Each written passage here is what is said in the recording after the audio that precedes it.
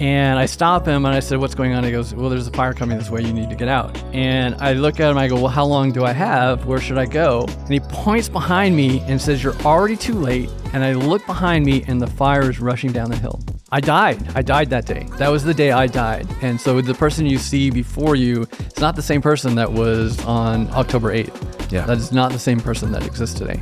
Before, every day was defined by the fire. Every day in my life was defined by this tragedy up until I started doing this. Yes. And even though we're talking about it now, no one asks me about the fire anymore. Yeah. They ask me, tell me about self-storage. Yep. Tell me about this amazing business you're doing. How are you so successful 2 years into it? And that's the conversation. That's such a much better conversation to be having than that, or at least I want to have. And it's so much more rewarding than hey, this horrible thing happened to me.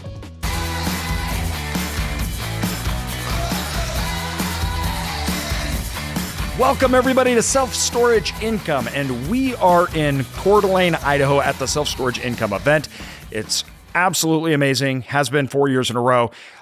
This is my favorite time of year because we get everybody together. We have hundreds of people here to talk storage, and we're all storage nerds, and we love it. But one of my things that is really important to me at the events is we can do podcasts with guests live. We're together, and there are so many storage operators and also people that are getting into it that I believe are so fascinating, and I want them to tell their stories and hear their stories. And so that's what we're doing today. So today, I am grateful that Charles came onto the podcast. We actually had you on a webinar. What was that, like 3-4 weeks ago? Yeah, it wasn't that long ago. It might have been a month and a half at the longest. Yeah, like it wasn't that long ago. No. And your story is absolutely fascinating. And it was funny because in the webinar, you get like 3 or 4 people in there. And I wanted to ask all these questions, but at the same time, I'm like, no, we need to follow. Yeah. Like we got all these people in here. We got to do it. So this is my time now. Now I get to just ask questions. Ask away. Awesome. I'm an open book most of the time. I might be playing a little bit hooky from work to actually come here, but oh well. Sweet. That's great. And this is a good excuse to play hooky too. Yeah, that's right.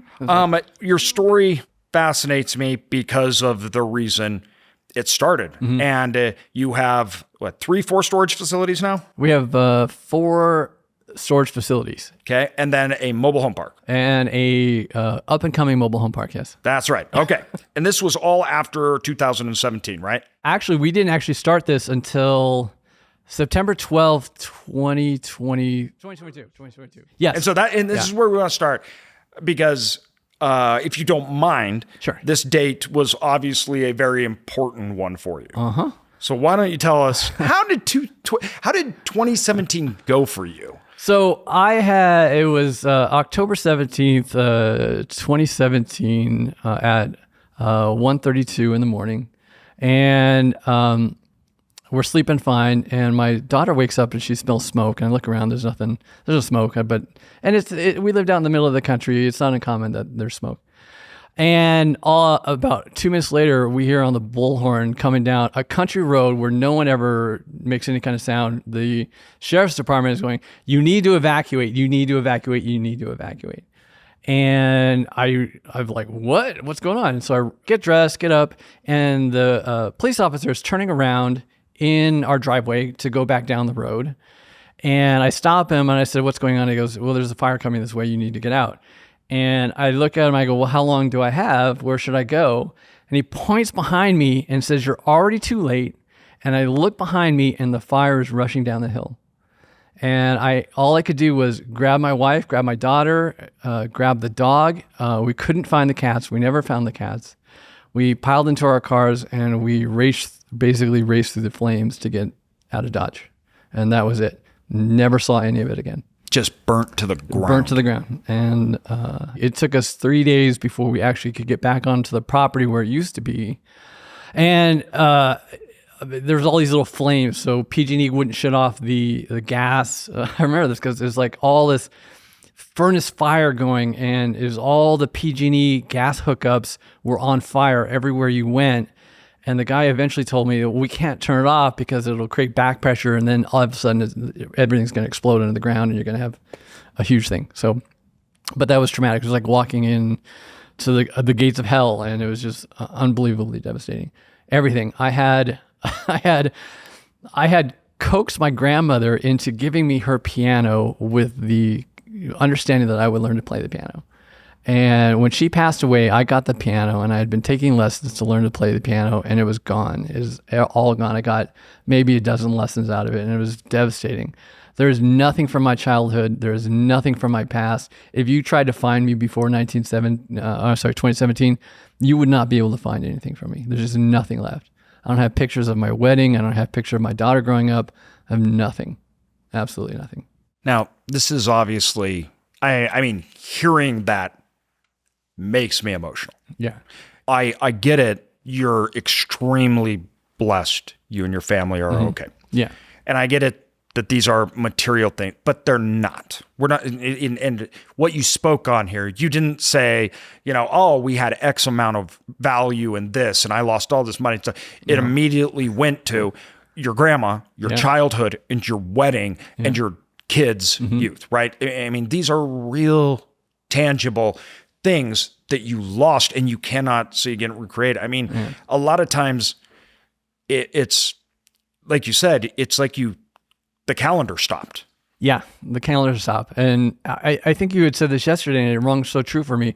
I died that day. That was the day I died. And so the person you see before you is not the same person that was on October 8th. Yeah. That is not the same person that exists today.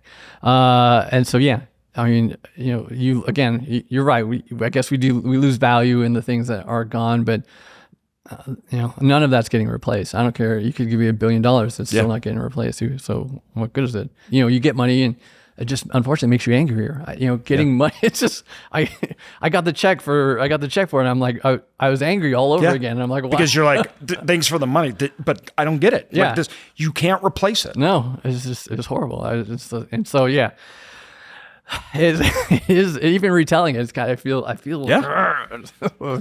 And so my job, I was the executive chef for Meals on Wheels for Sonoma, Napa, and Marin counties. It was the best job I ever had in my whole entire life. And it was so rewarding because every day I fed 2,300 meals to people who didn't have any money, didn't have any contact with the outside world, shut-in seniors all over the county, and it was great. I had a great staff that I worked with, 300 volunteers that I got to interact with all the time, and so that was my social network, right? That's where I went. And then I just lost. And that was the other thing I lost. I lost all my social background. I had no one to talk to and no one to kind of help me grieve through this process. So my sister who lives up in Portland, we hopped in the cars and grabbed the dog and drove out there with the idea that it was just going to be temporary. We just kind of needed a place to go and regroup. Then we were going to go back and rebuild and kind of get our life started again. And we stayed with my sister for about a week and a half, and we were driving back, and my wife and my daughter had a complete nervous breakdown. Complete. And I turned the car back around. We went back to my sister's and I never went back. I've never been back since. Wow. That's amazing. Yeah. That's how it goes. That is a complete turning point, not just obviously in your life direction, but mentally, we're starting over. Mm-hmm. Like, where do we even, go from this? What do you do? So you're turning the car back around. You're headed back now with the idea that we were going to go back and rebuild our life. That's gone now too. That's gone. So did you have any concept or direction of where you were going to go, where you were going to live, work, anything? None. I had no, I didn't know anybody other than my sister and my brother-in-law up here. I had no job prospects whatsoever. I mean, I was a chef. I could technically go work anywhere. I've done it before. I was living in LA once and I just picked up and I moved to Seattle because someone said, Seattle, you would like Seattle. Yeah. And I left. Yeah. But I didn't have a family with me. I didn't have anything to tie me back to LA, so it didn't really matter. So I could just go in and I could get a meaningless job and kind of rebuild my life in Seattle and kind of go from there. This was different. I couldn't bring myself to rebuild. I tried too. I got a job as a manager for a senior home in Vancouver, and I hated the people. They had done nothing wrong. They had absolutely done nothing wrong. They were lovely people. I didn't want to learn their names, so I couldn't remember anybody's name when I was there. I was angry, and I'm sure it came through. And they did the right thing. They fired me. They go, "You're out of here." Yeah. I'm like, and Stuckey, I'm like, "Thank you. This is kind of what I need. I needed this kind of closure to realize that I couldn't go back to this. And so that was the last culinary job I ever had. So like, where do you go from there? Where do you go from there, right? It's hard to even ask questions because I'm like, where do you go? Like, you have your wife, you have your kid now, which obviously that has got to be so traumatic. And you're dealing with that and trying to help and be a protector and a father and trying to kind of be this rock while you yourself are now thinking, where do I go and how do I do my job to protect you, everything else? Yeah. Did you stay in Portland? Like, where'd you go? So my wife is amazing. I'm just going to say that right now. She's amazing. She put all her emotions aside for a little while and just kind of got us back into a place where we could regroup. So we weren't completely financially destitute. We did have some money saved up.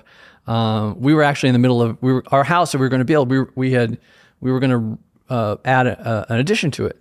So we had all this money that we were going to do that. So we kind of had money, just cash flow ready to go. Well, we had no rental history. I remember that. We had no rental history. We couldn't find any place to rent because I hadn't rented any place in years. And so we would put in these applications and go, you have no rental history. We can't rent to you. What are you going to do? So we finally found this elderly gentleman who was just kind of took pity on us. And we said, I'll give you a full year's rent. Just let us stay here. And that's what we did. We paid for the full year in advance. He let us stay. It's a lovely house in a little town called Camas, Washington. And we enrolled my daughter into school. So she got into Camas grade school. She was in 6th grade at the time. And so she started going to school there. And then a year later, we finally were at a point where, okay, let's just buy a house because rent's too expensive around here. So we found a house that we liked and we've been living there ever since. And we just kind of rebuild step by step by step. It wasn't a plan. It was, I don't know if I could tell you how I did it. Yeah. I don't know if I could remember the steps to do it. It was such a fog for the You're last, just literally for 5 years trying to make it work. Yeah. And so Camas, Washington is where you ended up. Yeah. Had you ever been there? Was there a reason for just that's where it worked? They had a cute little downtown. Yeah. It was adorable downtown. We drove through the downtown. It's got all these little shops. It looks like a Christmas village 24/7 year round. It's gorgeous. It's a market that's underappreciated if you're looking for a market. But it used to be a Georgia Pacific paper town. And halfway I think in 2021, they closed down the Georgia Pacific paper thing. And so it's still cute. It's just great. So it was aesthetically pleasing. It kind of gave us a place to have some beauty in our lives. Yes. And so that's why kind of we liked it. And so we kind of stayed there. This rolls now into, obviously, we started out with the fact that you have an up and coming mobile home park. You have 4 storage facilities. And you're going from scratch. I mean, we're talking, this was not that long ago. How did you go from settling down in a place you'd never been because it was a beautiful place and that made you guys fulfilled to all of a sudden building a real estate empire? Technology is the name of the game, and how you operate your facility and the efficiency at which you can operate will depend on the technology you use. Your property management system, what it allows you to do, and what you have access will determine the outcome of how that facility performs. That's why we go with Tenant Inc. with their product Hummingbird, because they are the best in class. When dealing with automation, when dealing with move-ins, customer acquisition process, improving my online acquisition process, they are bar none the best. So if you are looking to automate your facility or operate it in a best-in-class way, make sure you guys are looking at Tenant Inc. and their product Hummingbird. The link is in the description. It's connections really of people you know. And so at the Council on Aging, I had worked with this woman, Alyssa, and we worked really well together. She was the director she's the one that raised all the money for us for the nonprofit. So she would raise millions of dollars for us a year, and that would go to feed all the seniors. And so she lost her house on the exact same day, the exact same hour that I did. And so we kind of bonded. and we went through that same kind of strategy. She tried to stick it out and stay there, and ended up losing it, and just because you just can't stay. But before I left, I said, let's keep in touch, and we should work together someday. We should work together again someday, and that's what we kept saying. And so she was about to do the Pacific Crest Trail. She was going to go hike. That was one of her bucket lists. So she was going to go hike the Pacific Crest Trail. And I talked to her. She had called me and says, "Hey, I need when I get to the Washington side, will you be my camp so I can regroup and then head to the or Kennedy Boat, or I think is where she was going to end." I said, "Absolutely. And I've got an idea. Why don't we get into single family homes?" And she goes, "Oh, I don't know if I like single family homes.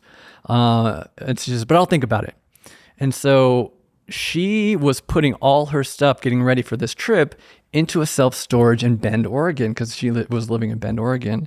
And she calls me up one day and she goes, "We need to do self-storage. You'll never believe this. You'll never believe what they get." And she was telling me this couple that had this warehouse, and they converted into self-storage units, and they were making like $700,000 a year on this conversion that they didn't owe any money on. And she's like, and so she spent a lot of time talking with that owner. And I said, okay.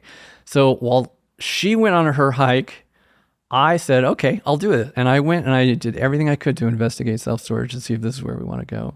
And for almost a year, I did nothing but self-storage analysis. Just call up every broker I could get a hold of, talk to anybody who would talk to me about storage. Never saw your podcast until a year later, after this whole thing got started. I didn't even know who you were at the time. I wish I did, because it probably would have shortened my learning curve. But when she got done with her hike, I was like, let's go for it. We signed a partnership agreement. We created our first company, LOI, and we were off looking for our first facility. Now, I want to know about the mental leap here.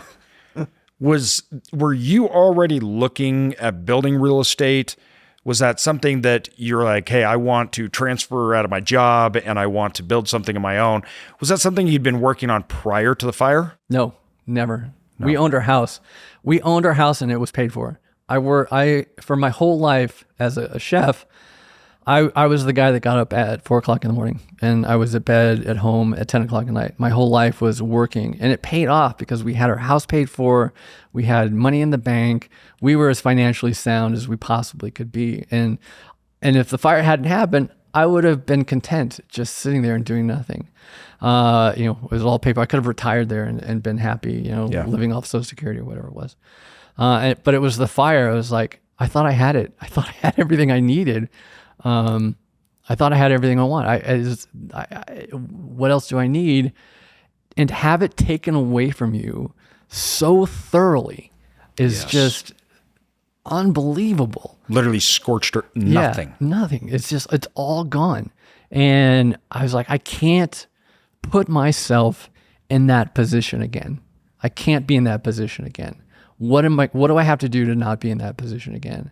And so it wasn't initially real estate. I looked at the stock market. I looked, well, could I be an investor? I'm a smart guy. I can figure all this. I can figure it out. If someone else can figure it out, I can figure it out. And I was just, no, that's not for me. That's kind of cutthroat and it's too wishy-washy. And it felt a little rigged, right? I didn't want to do that. And my wife was kind of laying down the law. Well, you've got to do something. You can't just sit at the house all day. And I was like, all right, well, so I went and I got a degree in data analytics from the University of Oregon. And I ended up working for this company that I currently work for right now, doing data analytics. And so that kind of pays the bills. But I knew that couldn't be the end of it. I couldn't get back into the rut of just a 9-to-5 job that pays a good salary that, who knows? Because that could just be taken away again. Why would I want that? I don't want that. That's crazy. Who would want to do that? Not that people should not quit their jobs, but whatever. Yeah. So that's when I really started looking in earnest as to what to do. And so I found single family homes.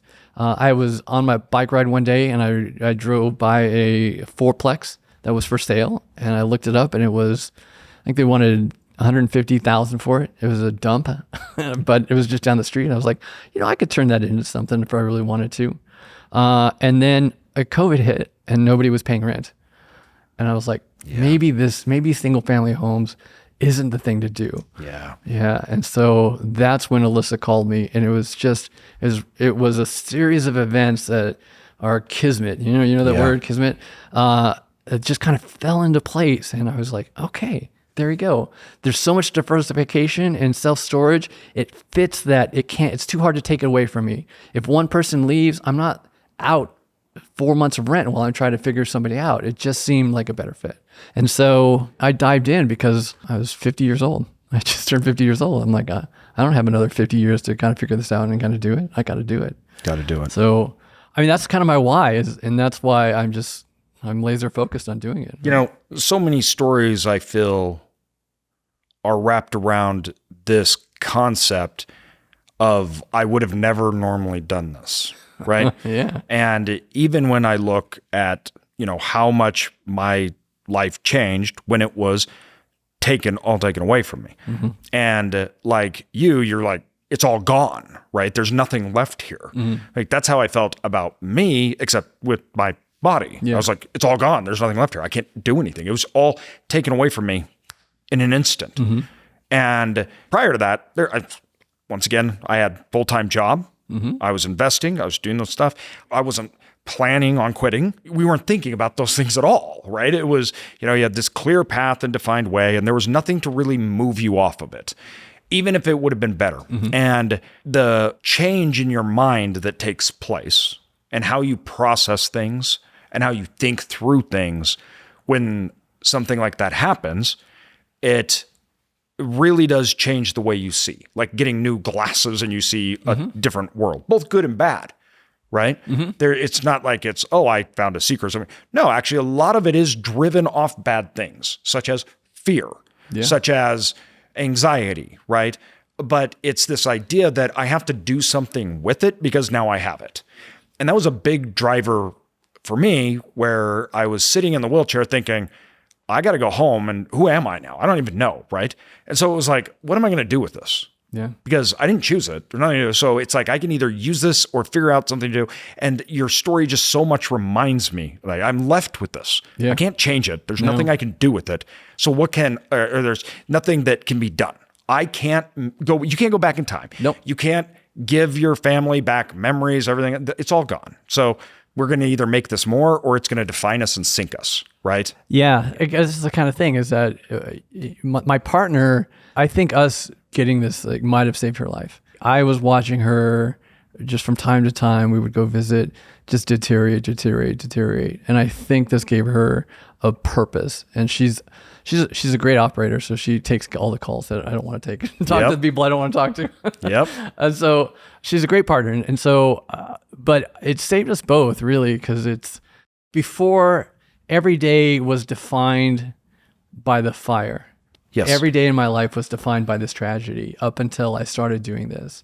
Yes. And even though we're talking about it now, no one asked me about the fire anymore. Yeah. They asked me, tell me about self-storage. Yep. tell me Absolutely. about this amazing business you're doing. How are you so successful 2 years into it? And that's the conversation. That's such a much better conversation to be having than that, or at least I want to have. And it's so much more rewarding than hey, this horrible thing happened to me. You're using it as opposed to it defining you. Yeah, exactly. And that is a big, big difference in life we have, right?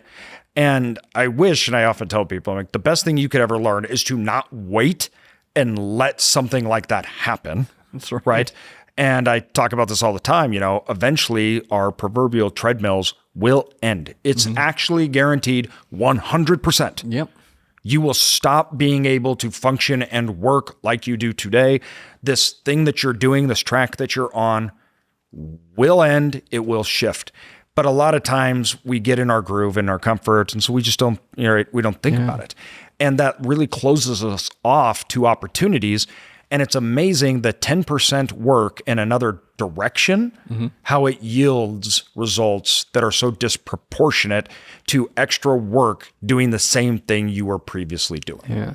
It's interesting. So it strikes me every time I do this, but and it has nothing to do with self-storage, but at my normal job or my 9-to-5 job, we just measure two things on a daily basis. We measure our capacity, how much work we have to do on a daily basis, or how much capacity we have to take on other tasks.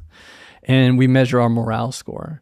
And I every day, and it's a 1 to 4 scale, and every day I put a 4 as my morale. And they're like, how can you be a 4 every day? And I go, because my house didn't burn down and my happiness at work isn't related to any of this. Why are you not a 4? Yeah. Why are you not a 4 every single day? What, someone sent you a nasty email? I don't care. It doesn't matter. Doesn't matter. It's so amazing how our mind shifts in that way where, and obviously I get the same thing as like, you're in constant pain, right? You can't do any of the things you love to do, anything like that. How do you do so much? And they're like, and how are you so happy about it and everything else? And I'm like, I'm walking. That's right. Yeah. Like, I'm here. Big deal to me, right? I'm like, here. I'm really having a good time. I'm here. It could have easily had the police officer not turned around in our driveway, and I would have been in the house and dead. Yes. It's that quick and that simple of thing that changed it. Well, and the good thing though was also it wiped the slate clean, so there was nothing to hang on to. So everything new is so valuable. Yeah, exactly. Your new memories, you can't even go back on it. It's like you got to build all of those things again. Yeah. Right? Yeah. And so the value that you put on new experiences and building new, it actually changes the pathways in which our brain thinks. We're more open to it. We're more willing to do it. Yeah. And it's obviously nothing that I wish on anybody ever, but that's not how it works. Life happens. So if you haven't had something devastating, traumatic, it will, because it's life. Hopefully it happens later on in old age, right? And what we're ghosting, but it will. Exactly. You don't have a choice. So you have to choose to do something good with it. Mm-hmm. If not, we've all seen people that they don't. Yeah. And that's really scary. There's plenty of people shooting up heroin on the side of the street that had something horrible happen to them, and their solution was destructive. Yeah. And there are probably not as many, unfortunately, people who had something horrible happen to them, and their solution is positive. Yes. Right. It's true. And that was the thing that was terrifying to me. Yeah. I saw myself sitting at home looking out of a window in my wheelchair. And it wasn't the fact that I was in a wheelchair. It was the fact that was me from now on. Just sitting there, not looking at life, not participating in it. And that terrified me. Are you going to go see the Christopher Reeves movie? I will probably. Yeah, I will. So, but this is also something I think that we need to learn to implement on a smaller scale. Mm-hmm. And I promise everybody that even though when you have that motivation, even when those things changes, it goes away. Mm-hmm. Like I find myself complaining about things and getting upset over things today. And I'm like, I would have never cared about this 3 years ago. Yeah. Like this wouldn't have even fazed me. Why all of a sudden is this important? Why do I care about this? Why am I stressing out about this? And I have to sit back and remember. Uh-huh. And it's amazing how that creeps back. You have to be diligent about it, or else we get too comfortable. Yeah, getting too comfortable, I think, is what keeps me up at night sometimes. I'm like, and I always thought, am I falling back into just my pattern here? Am I retracting? Am I not? Why didn't I want to go outside today? Yeah. What was that about? Why didn't I go on a bike ride today like I love to do? And I have to not beat myself up, but I have to constantly remind yourself, you're not going to have any more days to go on a bicycle ride. You better go. You better go. So I get my butt up and go on a bike ride. Love that. Now let's talk about measuring, because you deal with data. Oh yeah. How did that play into you now building your portfolio and now you're scaling? What did you look for when looking for properties? I mean, it's interesting because your job is data, and you talked about measuring your day, right? Yeah. So when you're looking at investment opportunities, when you're looking at properties, what are you looking for? I'm looking for the same thing that you were looking for when you got started, which I'm looking for the horribly run facilities. From that circle from this morning during the conference, where they are in their revenue cycle. I'm looking for the bottom on the revenue cycle or on their way down, because it doesn't take very much work to get them back up. And with our first facility that was so poorly run, so mismanaged, the delinquency rate was 80-something%. No one was paying their bill on this first one that we bought. And my partner, who will call everybody a million times if needed until they get paid. It says, I can fix that. And so that was our first deal. And I looked at the numbers, I looked at the price, I looked at their expenses, and I saw from the expenses that they submit that they weren't managing it. And I could tell that because they were missing a whole bunch of stuff. They didn't have any insurance on their expenses list. They didn't have property taxes listed on the expenses that they're telling. I'm like, okay, this guy doesn't know what he's doing. He's overvalued it. I think we can get it for a cheaper price. And we can just put in some quick software and start collecting the money that's due. And we will get the thing. And one of the first things in our LOI is we are going to collect all past debts, and we're not going to give you a penny for it. And so we said all that money is ours. And we set about collecting all the past debts for the last 5 years of that thing. And it gave us this huge cash flow because we were able to collect it. And we asked, well, how come you didn't pay? And they're like, well, no one ever called us. No one asked. No one asked. Yep. It's shocking how often that happens. Yeah. You know, I talk about this, and I was talking about this yesterday or whatnot, that I had my business model encompassed just 3 rules. And, you know, I joke how complex of a business strategy we had, because it was, we answered the phone, we made people pay their bills. That's right. And we let people know we were there. Yeah. That's it. Yeah. Like it literally, that was the business strategy when we were starting. And then I tell people, I'm like, that business strategy still works today. It does. There are so many owners that they don't do any of those 3 things. Yep. Like they don't do it. They don't want to. And then you get into even more things where it's like, you actually give rental rate increases. Yeah. Or you try to do like optimization, or you do anything above and beyond that. And it's massively impactful. I remember our first rate increase. My partner was like, how much are we going to increase it? I'm like, well, and I looked at all the rest of the rents around, and I kind of figured out what we should be renting. I go, this is where we should be for this unit. This is where we should be for this unit. And she's like, they'll never pay it.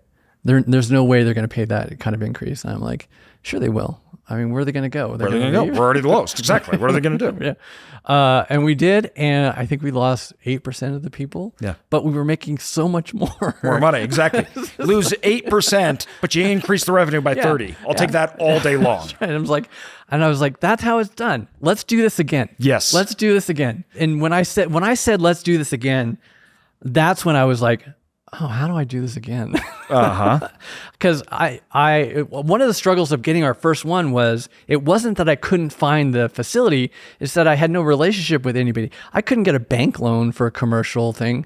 And the ones that I thought I could, the bank would come back and go, there's no way we're going to underwrite this. No, it's horrible. You shouldn't get in this deal. I heard that again and again and again and again. And finally I was like, look, I've got some money. I've got some money set aside. It's probably all the dollars I have in the world, but let's just go buy one. Yeah. Let's just go buy one and see what happens. Yep. And so we did. We found one that was overpriced, and I think they wanted $350. I offered $280. They said yes, and I kicked myself because I hate offering a price, and then they say yes, and you're like, oh crap, they would have taken $250. Yeah. Dang it, how would I offer too much? I hate that. I kick myself every time that happens. I feel like I got it right when they come back with another price. Yes. And so we bought it and we ran it for 6 months, and I was like, I can't just buy another one. I don't have the money. But how are these people doing it? How are they getting their next property? There are more people like me than aren't. I mean, there's no more people like me than the people out there that have billions of dollars in investment, things like that. So that's when I found you. And that's when I saw your first podcast. And that's when I was like, okay. And then I got a call. They're like, I got an email that says, sign up for this. I'm like, you know what? I'm going to do that. I'm going to take a chance here. I'm just going to sign up and see what I can learn, because I feel I'm missing something on expanding. And one of the first lessons you had was seller finance. I think that was the first talk you gave on seller finance. And I'm like, oh, I can do that. And we went to Crexy, the site. I'm sure everyone knows Crexy is. And we did a search on every property that had been on it for over 180 days. And I said, these are our targets. We're going to go after these guys. And we found one in Frederick, Oklahoma. It was 3 properties. It was the 3-property portfolio. That was our next property. And I couldn't get the broker to call us back. Couldn't get anybody to call us back. It had been on, and I'm like, well, this is why it's on Craigslist for the 180 days. And my partner, who is amazing at tracking things down, found the owner and went to the county records and got the name of the owner, saw that he owned the Subway next to the storage facility, called the Subway, and he answered the phone. She said, we were trying to get a hold of your broker because we see you have this facility listed. And he goes, that broker never did anything for me. He's what a waste of time, blah, blah, blah, blah, blah. Oh, that's terrible. Why don't you tell me what you want? Yep. Yep. And so then we started talking directly with them, and we had we flew out, and I was living here. My partner finally got married to an amazing man living in Arkansas. So we both flew out to Oklahoma. We met with the guy, and we talked to him for like a half a day. That's all we did. We didn't talk about price. No. We didn't talk to anybody. Yep. We just walked his facility and learned all the stories that he had about how he started. He's 83 years old. He knows every single person by name, where they live and thing. And this was his baby, right? And so he's about to sell us his baby. Yes. And I felt like we need to be gentle with this. And so, and my partners agree. So we said, well, we see you're offering 9. I've kind of done my analysis. We can do 750, but we'll do it without a broker. And that way you're not paying broker fees. So if we do it for 7, we'll just do it directly with you. And he goes, well, I've had other people offer more. And I said, well, what kept you from taking those offers? And he goes, well, I need $5,000 a month. That's really what I need. And I'm like, oh, well, that's going to be tight if we do that, but let's do it. And so we said, done. Yes. I'm going to give you $5,000 a month, and you're going to carry the loan for us for I think 5 years, and we'll pay you off if we can sooner, and you can go retire and move to Florida and be with your grandchildren. It's like, that's exactly what I want. I'm like, okay. So that's what we did. We wrote it up, and I told the story, but we never talked interest rates. No. We did the same thing. People are like, how do you set up the financing? And I'm like, I never talk about that.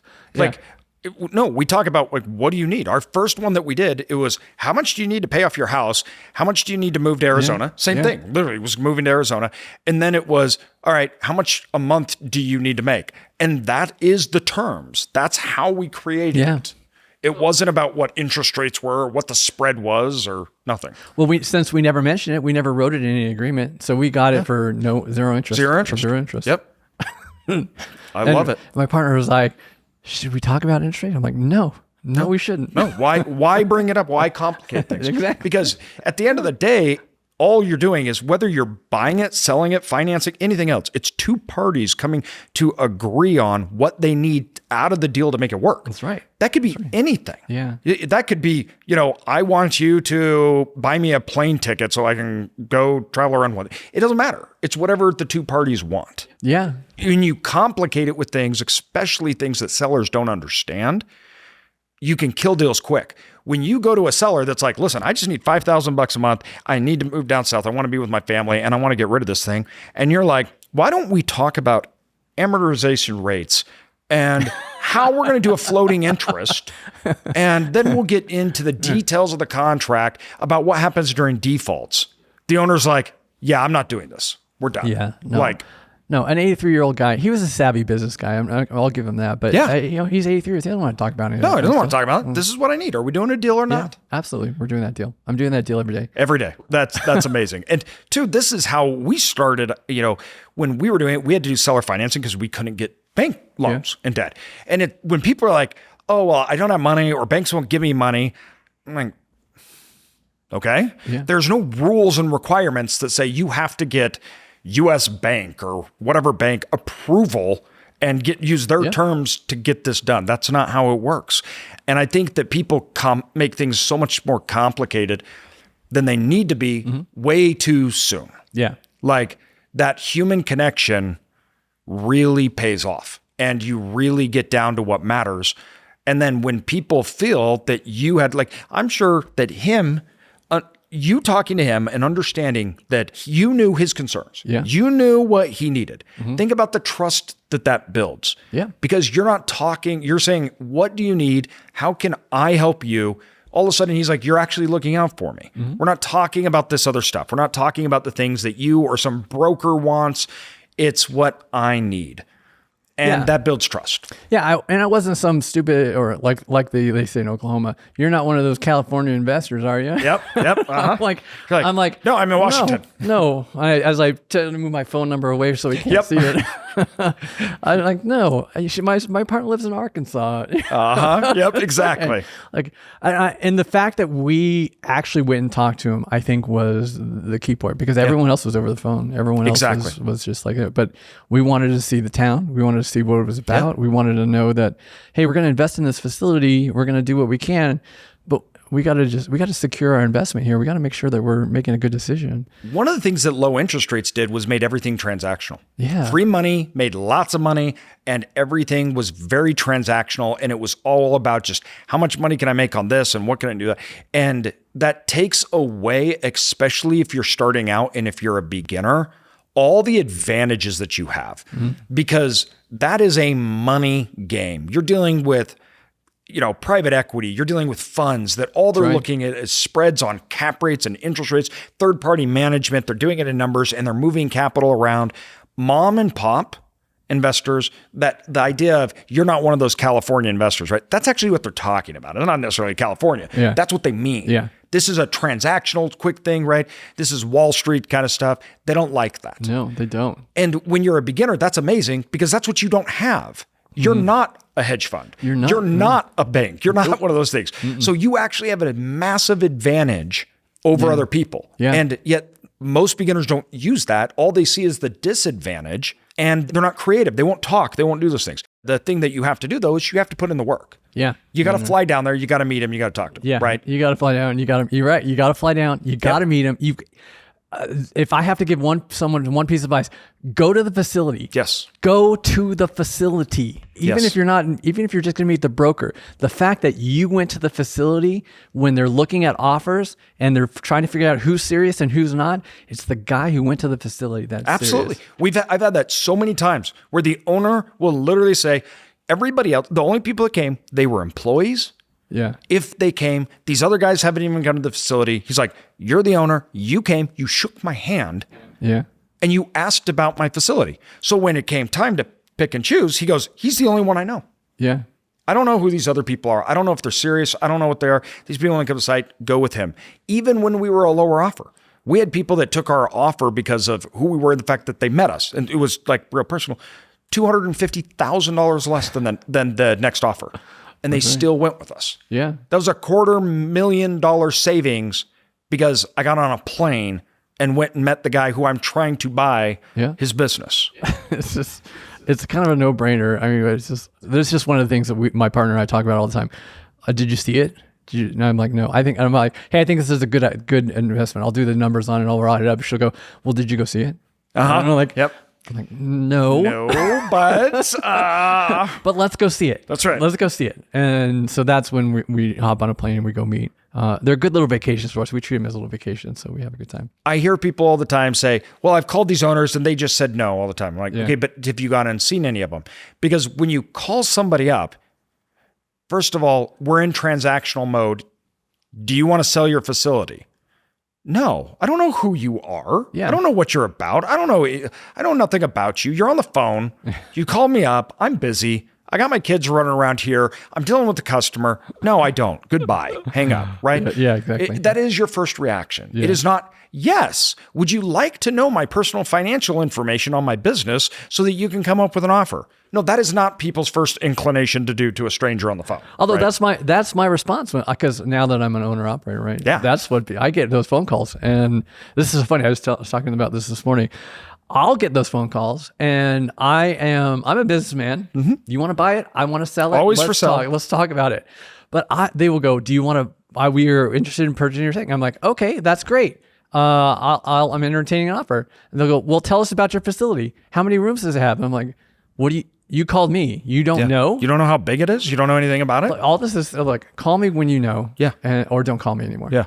Yeah. But we do the same thing. Not that people can call me or get to me anymore, but we call and I'd be like, yeah, I'm always a seller. Yeah. I go, but you're not really a buyer. And they go, no, we are. And I go, no, you're not. Not at my price point. You're not. So I'm like, I can end this really, really quick. I'm a seller, but not at where you're a buyer. Yeah. So there's no reason to do this. But some of the people who put together really good off-market pipelines where they know how to call and they know how to do it. There's a couple of people in the program that do an exceptional job. I need those guys to start teaching classes on how to do that kind of stuff, because I can't answer another phone call, give a guy a yes. And this is the other thing. I don't think they're ready for a yes. I think they're calling. They're shocked. They're shocked. They're like, oh, what do I do? What do I do now? I don't know what a yes means. Oh, you saw your facility? Yes. A yes isn't in my script. Oh, it's in my script somewhere. You're exactly right. And two, I think, once again, as owners, we feel that, everybody. We know that. You're like, this is very transactional, right? Yeah. And so, and two, also, I'm not dealing with the person in charge. Yeah. That's another thing. You suss that out very, very quickly. Yeah, exactly. So, all right. Obviously, your story, I feel a connection to it. I think it's so powerful. There's so many lessons to be learned out of it. When you have all these people that they're dying to get started, they know they need the change, but maybe they have not had that push yet. They haven't had that thing that drives them to where I actually need to do certain things, even if I don't know what they are. And that's what I loved about your story. It's like, where were you going? What was I had no idea. We stopped at a city. We liked it. It was beautiful. So I guess we're going to stay. Right? Yeah. Because so often I think people think I have to have this plan. And once I get that plan, they never do anything. They never start. You were forced into that position. Yeah. What would you tell people to get them actually moving, to do that next thing, if they're not in a position to force? What do you do today to keep yourself going? Well, I feel pretty self-motivated for myself. If I were to give other than, hey, maybe burn your house down if you're really... Like you can't do it, just go light fire. Just go light fire. I can't give that advice, but... No, disclaimer, we're not actually telling people to burn your house down. No one is advocating burning your house down to get started in self-storage. No.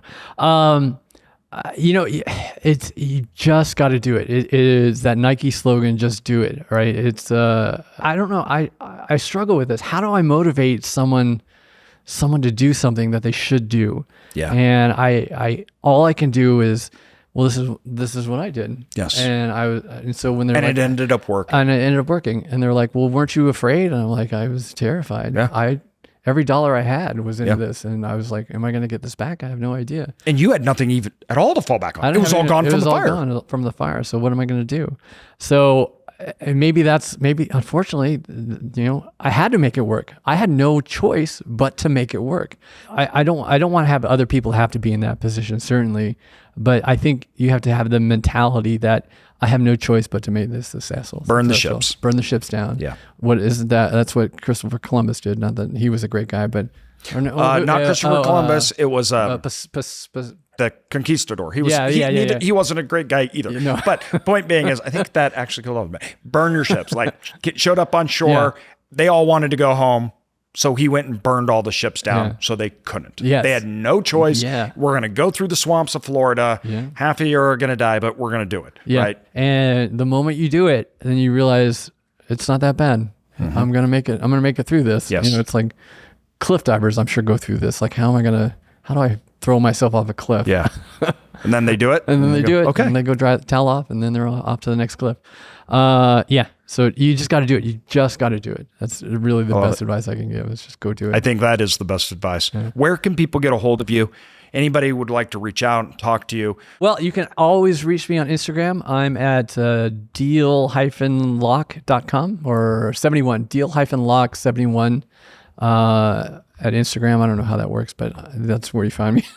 Nice. And we'll put that in the show notes. And man, I appreciate you being here. Sure. Thank you for sharing your story. And, thank you for being open about it. You mentioned that for the first while, it was really hard to even talk about, obviously. No, I couldn't. Yeah. So we appreciate it. Yeah.